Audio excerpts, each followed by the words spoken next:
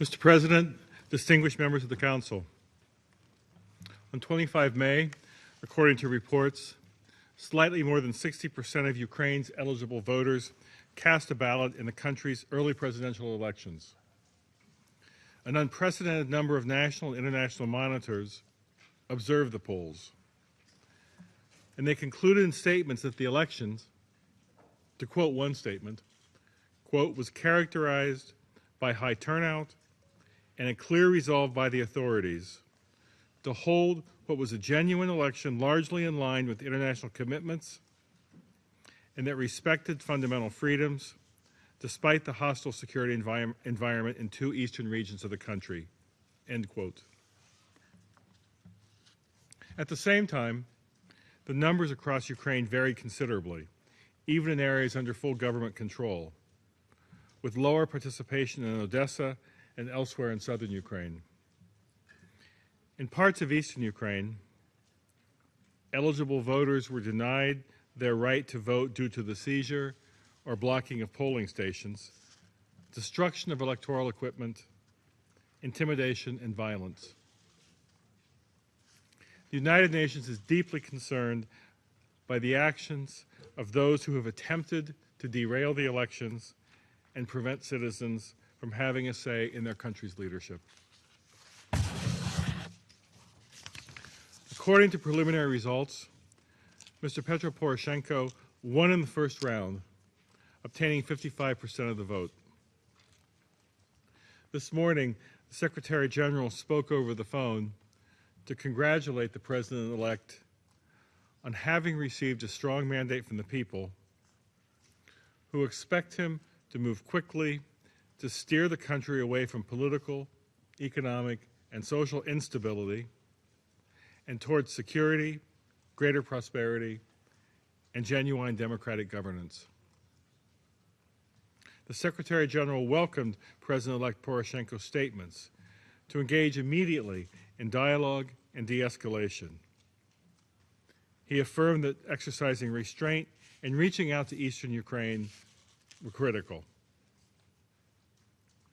Ladies and gentlemen, despite what we at the United Nations hope will be the beginning of a new chapter for Ukraine, violence rages on in parts of the East, causing loss of life and injuries.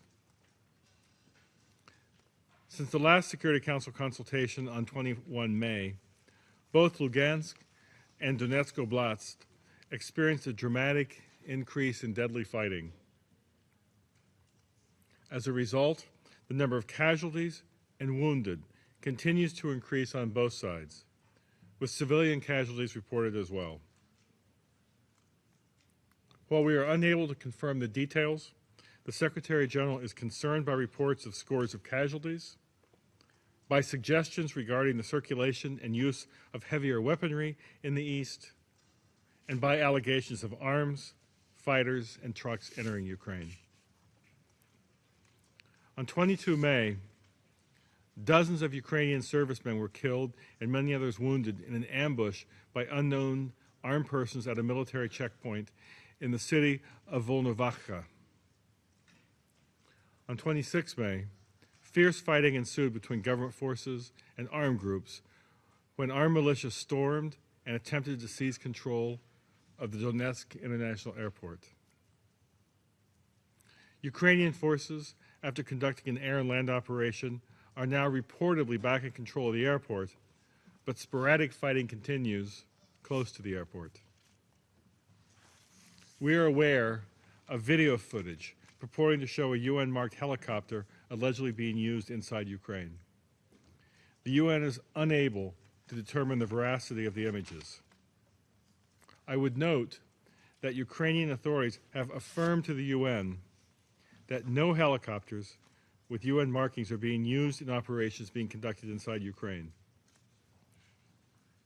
We recall that it is the responsibility of all troop-contributing countries that provide contingent-owned equipment to peacekeeping missions to remove all logos and signage bearing the UN's name once such equipment has been repatriated to the home country or is no longer used for official UN purposes. In a deeply disturbing an alarming development. Following the capture of 4 OSCE monitors on 26 May, today the OSCE headquarters in Kiev, over several hours, lost contact with an additional 11 OSCE monitors who were assumed to have been captured or held up by an armed group in Donetsk Oblast. Following my phone conversation earlier today with him, the head of the OSCE monitoring mission, Ambassador Apakan, just informed me that the 11 monitors have been released in Donetsk. There is still no news on the 4 monitors who have been held for the past 2 days. The Secretary General is appalled that international staff have again been put in such grave danger. He calls for their immediate release and appeals to all with influence to assist. Mr. President, distinguished members of the Council, the Secretary General remains committed to help find a peaceful resolution to the crisis in Ukraine and to assist the country in prevailing over the many difficult challenges which lie ahead.